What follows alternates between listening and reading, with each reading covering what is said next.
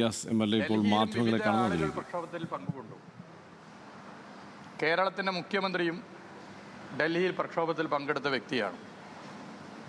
അദ്ദേഹം ആ പ്രക്ഷോഭത്തിൽ പങ്കെടുത്തു. അദ്ദേഹത്തിൻ്റെ ബോഡി ലാംഗ്വേജ് നോക്കൂ, വലിയ താല്പര്യമില്ല എന്നൊക്കെയുള്ള പ്രചരണമുണ്ട്. ഞാൻ അതിലേക്കൊന്നും കിടക്കുന്നില്ല. അദ്ദേഹം ആ പ്രക്ഷോഭത്തിൽ എന്തുകൊണ്ട് സംസാരിച്ചില്ല, ഈ വിഷയത്തിൽ അദ്ദേഹം ശക്തമായ നിലപാട് എന്തുകൊണ്ട് സ്വീകരിച്ചില്ല എന്ന ചോദ്യവും വലിയ നിലയിൽ ഉയർന്നിട്ടുണ്ട്. ഒരു മുഖ്യമന്ത്രി ഒരു പ്രക്ഷോഭത്തിൽ, അതും മറ്റൊരു സംസ്ഥാനത്ത്, അതും രാജ്യത്തിൻ്റെ തലസ്ഥാനത്ത് പങ്കെടുക്കുമ്പോൾ സ്വാഭാവികമായും അതിൽ രണ്ട് വാക്ക് പറയുക എന്നുള്ളത് സാധാരണ നടക്കുന്ന കാര്യമാണ്. പക്ഷേ അദ്ദേഹം അവിടെ ഒന്നും പ്രതികരിച്ചിട്ടില്ല. ഈ വിഷയത്തിൽ ശക്തമായ പ്രതികരണം കേരളത്തിൻ്റെ മുഖ്യമന്ത്രിയുടെ ഭാഗത്തു നിന്നുണ്ടായിട്ടില്ല. ഇത് ചർച്ച ചെയ്യപ്പെടുന്ന ഘട്ടത്തിലാണ് കേരളത്തിൽ ജനാധിപത്യപരമായി സമരം ചെയ്യുന്ന, അതായത് ദില്ലി ഐക്യദാർഢ്യം പ്രഖ്യാപിച്ചുകൊണ്ട് ജനാധിപത്യപരമായി കേരളത്തിൽ സമരം ചെയ്യുന്നവർക്കെതിരെ ശ്രീ വി ഡി സതീശൻ്റെ സർക്കാർ കേസെടുക്കുന്നത് വളരെ ഗൗരവമേറിയ വിഷയമാണ്. എറണാകുളത്ത് പനമ്പള്ളി നഗറിൽ റാപ്പർ വേടൻ്റെ നേതൃത്വത്തിൽ നടന്ന പ്രതിഷേധ സൂചകമായ പരിപാടിയിൽ പങ്കെടുത്തവർക്കെതിരെ പോലീസ്, പി ഡി സതീശൻ സർക്കാരിൻ്റെ പോലീസ് കേസെടുത്തിരിക്കുകയാണ്. കേരളത്തിൻ്റെ പല ഭാഗത്തും നടന്നിട്ടുള്ള ദില്ലി സമരത്തിന് ഐക്യദാർഢ്യം പ്രഖ്യാപിച്ചിട്ടുള്ള പ്രക്ഷോഭങ്ങൾക്കെതിരെ പോലീസ് കേസെടുക്കാൻ വേണ്ടി പോകുന്നു എന്നുള്ള ഞെട്ടിക്കുന്ന വിവരമാണ് ഇപ്പോൾ പുറത്തു വന്നുകൊണ്ടിരിക്കുന്നത്. ഭരണകക്ഷിയിലെ യുവജന സംഘടനാ നേതാക്കന്മാരും വിദ്യാർത്ഥി സംഘടനാ നേതാക്കന്മാരും യൂത്ത് കോൺഗ്രസിൻ്റെയും KSUവിൻ്റെയും നേതാക്കന്മാർ പരസ്യമായി ഈ സമരത്തിൽ പങ്കെടുക്കുമ്പോൾ പോലീസിൻ്റെ നിലപാടിനെതിരെ പ്രതികരിക്കുന്ന വീഡിയോകൾ നിങ്ങൾ ഇതിനകം തന്നെ കണ്ടു കാണും. അപ്പം ഇങ്ങനെയുള്ള പശ്ചാത്തലത്തിൽ ഇത് വളരെ ഗൗരവമേറിയ വിഷയമായി മാറിയിരിക്കുന്നു. എറണാകുളത്ത് ഉൾപ്പെടെ കേരളത്തിൻ്റെ വിവിധ ഭാഗങ്ങളിൽ ദില്ലി സമരത്തിന് ഐക്യദാർഢ്യം പ്രഖ്യാപിച്ച് നടത്തിയ പ്രക്ഷോഭങ്ങളുടെ ഭാഗമായി സതീശൻ സർക്കാർ എടുത്തിട്ടുള്ള കേസ് പിൻവലിക്കണം എന്ന് ഗൗരവമായി ആവശ്യപ്പെടുകയാണ്. ഇവിടെ നമ്മൾ മനസ്സിലാക്കേണ്ട പ്രശ്നം, കേരളത്തിൻ്റെ മുഖ്യമന്ത്രി നേരത്തെ തന്നെ ഈ ഗവൺമെൻറ് വന്ന് ചുരുങ്ങിയ സമയത്തിനുള്ളിൽ നരേന്ദ്രമോദി സർക്കാർ ആഗ്രഹിക്കുന്നത് പോലുള്ള നിലപാടുകൾ സ്വീകരിക്കുന്നു. കേരളത്തിൽ BJPയുടെ നേതൃത്വത്തിലാണ് ഒരു സർക്കാർ അധികാരത്തിൽ വന്ന് ഭരണം നടത്തുന്നതെങ്കിൽ എന്തൊക്കെ നടപടികളാണോ സ്വീകരിക്കുക, അതിന് സമാനമായ നടപടികൾ സ്വീകരിച്ചു വരുന്നു എന്നുള്ളത് നമ്മൾ ഒരു സീരീസ് ഓഫ് ഇഷ്യൂസ് വെച്ച് ചർച്ച ചെയ്തതാണ്. ഞാൻ അതൊന്നും ആവർത്തിക്കുന്നില്ല.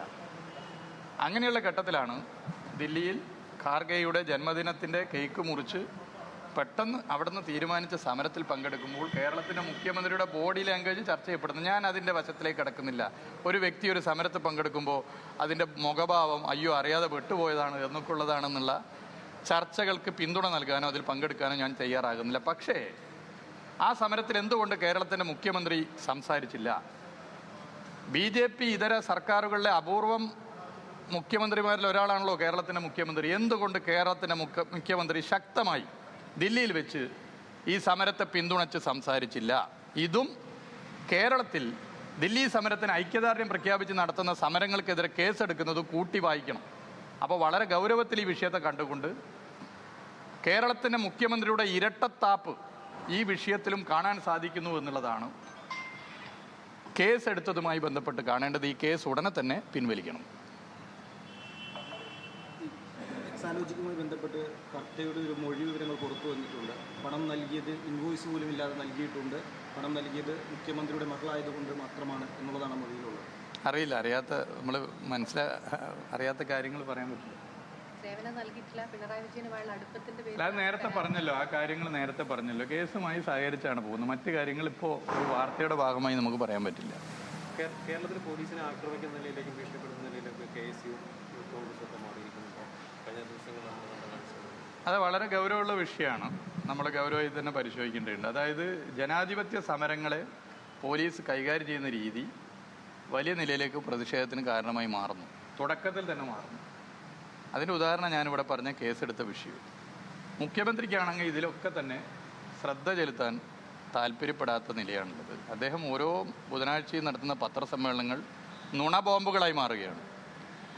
കേരളത്തിൽ രാഷ്ട്രീയ നുണകൾ നിർമ്മിക്കുന്ന ഒരു ഫാക്ടറിയായി കേരളത്തിൻ്റെ മുഖ്യമന്ത്രിയുടെ മനസ്സ് മാറിക്കഴിഞ്ഞു. ഓരോ അടിസ്ഥാനരഹിതമായ കാര്യങ്ങളാണ് മുഖ്യമന്ത്രി, അസംബന്ധങ്ങളാണ് മുഖ്യമന്ത്രി പച്ച നുണകളാണ് മുഖ്യമന്ത്രി പത്രസമ്മേളനത്തിൽ പറഞ്ഞുകൊണ്ടിരിക്കുന്നത്. ഇന്ത്യയുടെ ചരിത്രത്തിൽ ആദ്യമായിട്ടാണ് ഒരു ഭരണാധികാരി പത്രസമ്മേളനം നടത്തി പറയുന്ന കാര്യങ്ങൾ ശരിയാണോ തെറ്റാണോ സത്യമാണോ നുണയാണോ എന്ന് പരിശോധിക്കാൻ ഫാക്ട് ചെക്കുകൾ സോഷ്യൽ മീഡിയയിലും ചാനലുകളിലും വരുന്നത്. അപ്പോൾ രാഷ്ട്രീയ നുണകൾ ഉൽപ്പാദിപ്പിക്കുന്ന ഒരു ഫാക്ടറിയായി കേരളത്തിൻ്റെ മുഖ്യമന്ത്രിയുടെ മനസ്സ് മാറി എന്ന് 2 മാസത്തിനകം തന്നെ സമൂഹം വിലയിരുത്തി കഴിഞ്ഞു. വിദ്യാർത്ഥി സമരത്തിന് പിന്തുണ പ്രഖ്യാപിച്ചുകൊണ്ട് നടക്കുന്ന സമരങ്ങളെ, കേരളത്തിൽ നടക്കുന്ന സമരങ്ങൾക്കെതിരെ സംസ്ഥാന സർക്കാർ നടപടി സ്വീകരിക്കുന്നു, സമരം ചെയ്യുന്നവർക്കെതിരെ കേസെടുക്കുന്നു. വലിയ പിന്തുണ CJP സമരത്തിന് ലഭിക്കുമ്പോഴും കേരളത്തിൽ സർക്കാർ നേരെ മറിച്ചുള്ള ഒരു സമീപനമാണ് ഈ വിഷയത്തിൽ കൈക്കൊണ്ടിരിക്കുന്നത് എന്നുള്ള ആരോപണമാണ് മുഹമ്മദ് റിയാസ് ഉന്നയിക്കുന്നത്. അദ്ദേഹത്തിൻ്റെ വാർത്താ സമ്മേളനങ്ങൾ നുണബോംബുകളായി മാറുന്നു എന്നൊക്കെയുള്ള ആരോപണങ്ങൾ കൂടി മുഹമ്മദ് റിയാസ് ഉന്നയിക്കുന്നുണ്ട്.